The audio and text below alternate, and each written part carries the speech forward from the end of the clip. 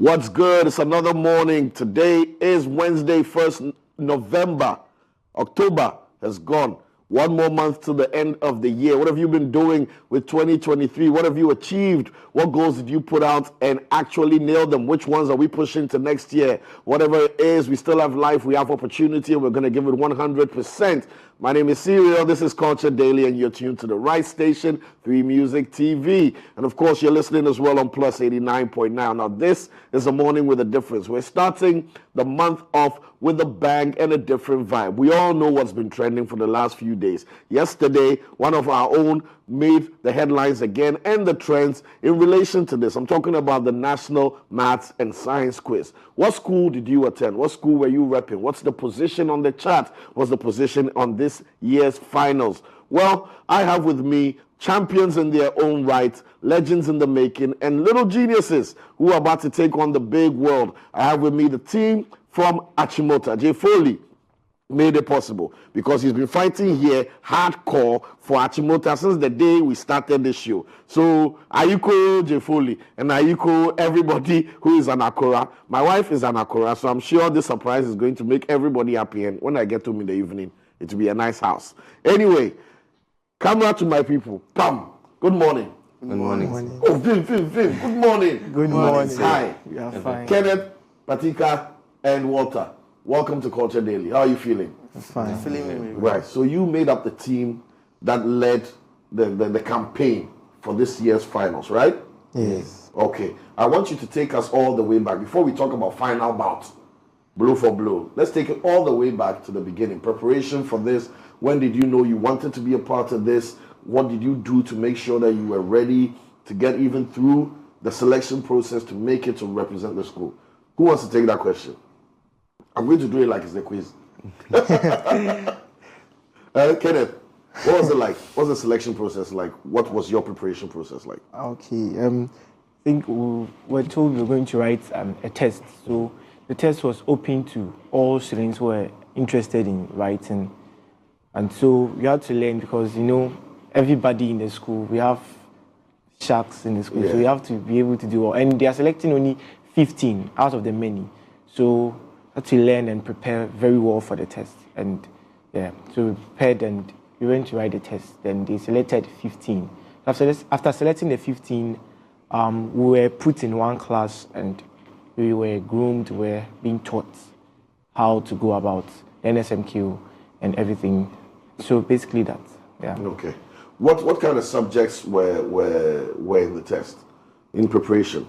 I mean, not to give away your secrets and the background, but I mean, you can tell me biology, blah, blah, blah. And were these subjects open to everybody in the school or just science students?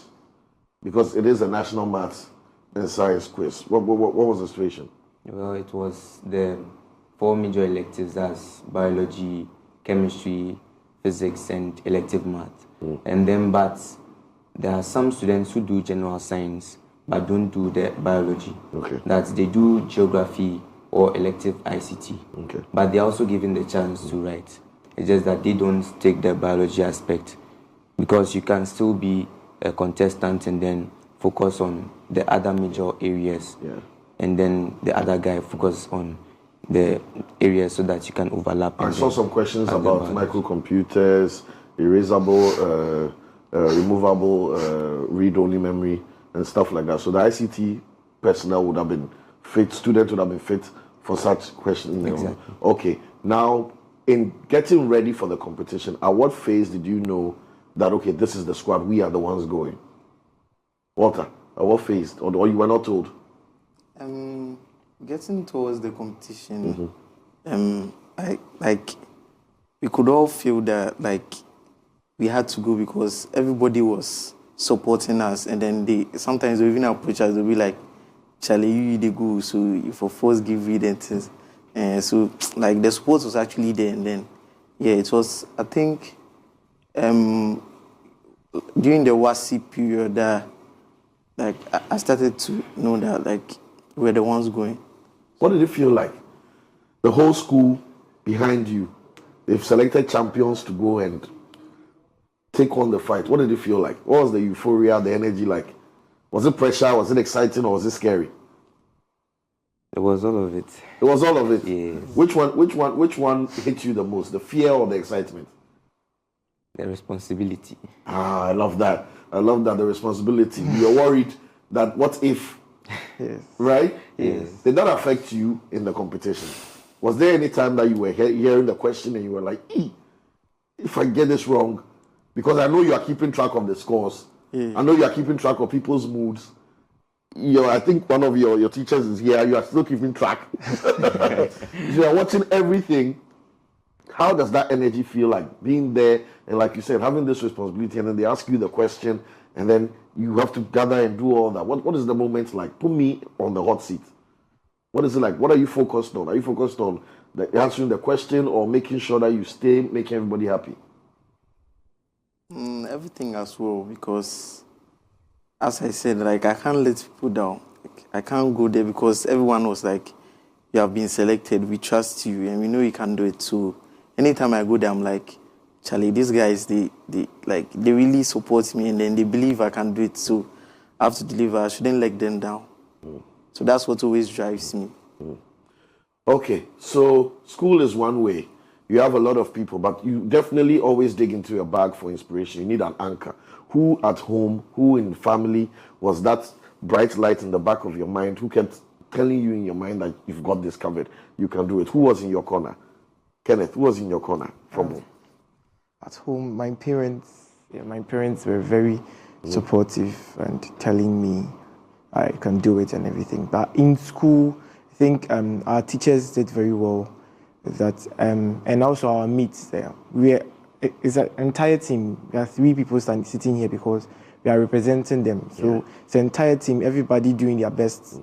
Some people putting the effort to do research and other things. So that was also an encouragement, because you can't let their efforts go waste. So you have to put in everything that you can. And also the old students too helped. Yeah. Okay. So Patricia, let's get to the competition now. When you started out, who did you see as a threat? Don't tell me you didn't see anybody as a threat. I'm sure even in your grooming, you were told, be careful of this team, be careful of this team. Who did you think was a threat? I wouldn't say any team was a particular threat. It's just that you are going against them. And especially in the second round, you are going to have to do better than them to get your points, because it comes to everyone. And it's not that they are a threat, but then you have to focus on being very good, so good to the extent that whoever comes, you should be able to beat the person. So it's not, any contest can go anyways. So you can't, put in your mind that you're going to this contest and then, this school is going to do this school is going to do this. Because if you get there, every contest is different. And if you get there and they shock you with a different performance, I don't know how you're going to be able to take it. So it's not that they are a threat, but then we also know that Presec has won it several times. Yeah. Obokuware also did really well in the competition. Yeah. But then we have to focus more on ourselves and then focus on doing better, having better abilities and skills. So it's not that they were threats. Okay. So you didn't see any threat, you were just focused on yourself. But which of the rounds was the most challenging for you? Which round did you say, Walter, out of the round? I think you did about 4. Yeah. It was 5 rounds. 5 rounds, okay. The second round, we weren't able to pick any question. I thought that was the experience, and Pesek was just picking. I was like, what's going on? What's going on? Was it because the questions were difficult, or was it something that maybe most of the competitors had not prepared for? Because like you said, Pesek was just picking and picking.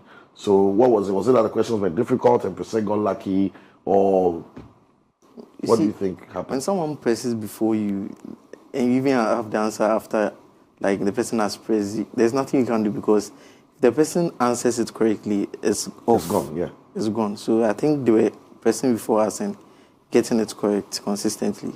Okay. So are you saying the fact that they also got the opportunity to answer first contributed? So you had the answer, but you didn't have the opportunity because they pressed first? It's not every question, but I think some of the questions. Yeah. Okay. Is there anywhere, even though it's a competition you're going, did you pick learnings from any key places as well, even in your competitors? So I took my inspiration from the old students and my teachers, because we had old students who had done the quiz and they had experience, so they always come and share their experiences with us. So that's why. So how much of that engagement gave you support? Because like we're saying, family is also behind you. Your friends are seeing you in school saying, Charlie, you go rep for us, so you understand. And then all students as well.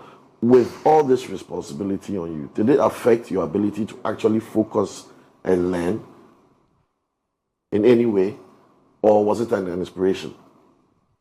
It was actually an inspiration and a drive.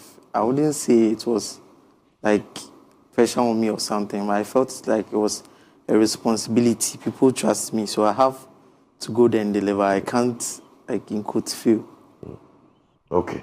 What do you think the odds are for the next competition? I want you to share. Anybody can take the answer. Don't relax. What do you think the odds are for the next competition? I'll say for the coming batch, that's juniors. The immediate juniors, yeah. Achimota school. We're going to do our best to help them. We can't get to the finals and then have them doing worse than we have done. So we have to train them. We have to give them the necessary information, and then they should do better than us. That is winning. So that's what we have in mind, that we want to help them to win it. Yes. Okay. Regardless whatever ranking, position, outcome, you are celebrities and winners in your own right. You are on a massive morning show. So I can only imagine your celebrity in school. You understand? So what does that feel like? I mean, getting back to school, what was the reception? What was the same people who were saying you go give to us? What was the follow-up of that, and how does it feel like waking up this morning as a star? Really, I want to hear from all of you on that question. It's really been exciting, because yesterday we actually came back to the school and the cheering was very massive. Like, everybody was shouting our names. And then we got to see the headmaster. The headmaster was really proud of us and everything. So the support so far has really been massive. Okay. Very massive. Bandika, have you got any feedback from the old school, the old Students Association, the old Akoras? Yes, and a lot of them are happy, and then they are rejoicing with us. And they are also cheering us up that even though we've not been able to get the ultimate, at least we've been able to do something great, and they are proud of us. So that also makes us feel at ease. Kenneth, so home, you mentioned family being a big importance. Family's response and reception after the competition, what was it like? It has been great, because they were at the National Theatre. Okay. So after the contest, they met me and they were very happy. And yeah, they were cheering me up that, though we didn't get the ultimate, it's still good. Yeah, so they were very happy. They were very supportive. Okay. I like the energy and I like the positive tone that you all share. And before we wrap up this early segment, all I just want to say to you guys is that you are champions and victors in your own right.